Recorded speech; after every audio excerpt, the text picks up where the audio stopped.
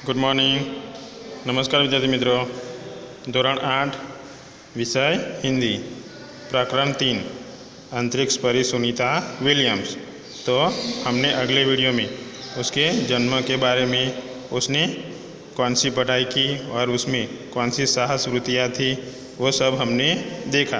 तो आज भाग 5 में देखेंगे कि सुनीता को अंतरिक्ष की परी बनाने में कल्पना चावला ने ही प्रेरणा स्रोत का काम किया है। तो जब सुनीता क्या है कि अंतरिक्ष की परी बनने में किसका हाथ है, तो कल्पना चावला की प्रेरणा है, यानी उसके प्रेरणा स्रोत को लिया है और प्रेरणा स्रोत काम किया है। पिछले 8 वर्षों में क्या है कि अंतरिक्ष यात्रा पर जाने वाली भारतीय मूल की दूसरी महिला की सकुशल वापसी से लोगों ने राहत की सांस ली।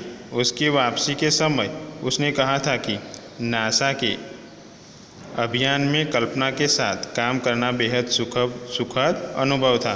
तो सुनीता विलियम्स ने कल्पना चावला के साथ भी काम किया है और सुखद अनुभव किया है। हम दोनों की रुचि काफ़ी अलग थी, लेकिन भारतीय होना हमें एक सूत्र में पिरोता है। दोनों को भारतीय संगीत से बेहद लगाव था। कल्पना से मुझे काफ़ी कुछ सीखने को मिला। बहुत सारी बातें कल्पना चावला जानती थी और उनकी बातें भी उन्होंने सीखी थी। अब जून 1998 में सुनीता को नासा के लिए चयनित किया। अगस्त 1998 में उन्होंने नासा में प्रशिक्षण प्रारंभ किया, यानी अलग प्रकार की तालीम होती है तो वो प्रारंभ किया।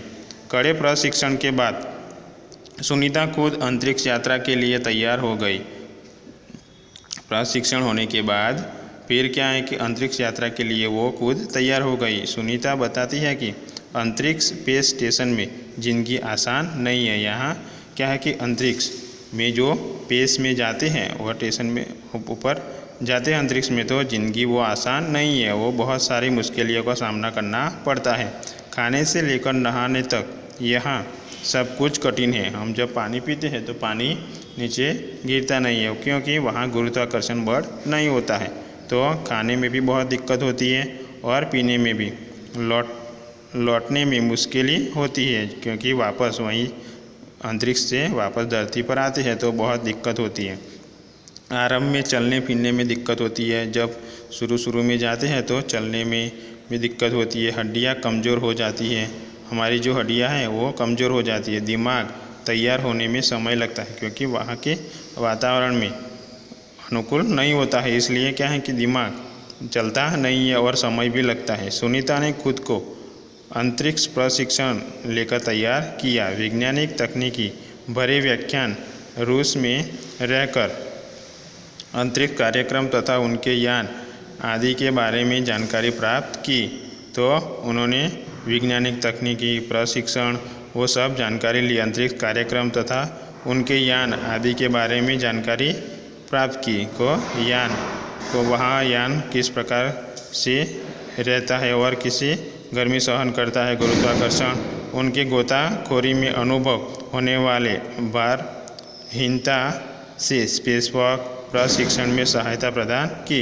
यानी स्पेसवॉक यानी वो अंतरिक्ष में जाते हैं तो अंतरिक्ष में स्पेसवॉक करना जरूरी है, क्योंकि वहाँ जो स्पेस शटल होते हैं उससे बाहर जाकर स्पेसवॉक करना है और वो तालीम अलग प्रकार से लेनी पड़ती है। अंतरिक्ष यात्रा के संदर्भ में बहुत से वैज्ञानिक जानकारियाँ और मुश्किलों के बारे में जाना। वे अंतरिक्ष के संभावित खतरों से खेलने के लिए पूर्णतः तैयार हो चुकी थी। सुनीता पूरी तैयारी के लिए 9 दिन पानी के अंदर भी रही थी। कितने दिन पानी के अंदर रही थी? तो 9 दिन, पूरे 9 दिन पानी के अंदर रही थी। उसका पूरा प्रशिक्षण खत्म होने में करीब 8 साल लगे। तो उनका जो ये पूरे का पूरा प्रशिक्षण खत्म होने में 8 साल लग गए। 8 साल के बाद वो उनके प्रशिक्षण यानी तालीम पूर्ण करने में ज़्यादा समय लगता है। तो विद्यार्थी मित्रों, भाग 6 अगले वीडियो में देखेंगे। अस्तु।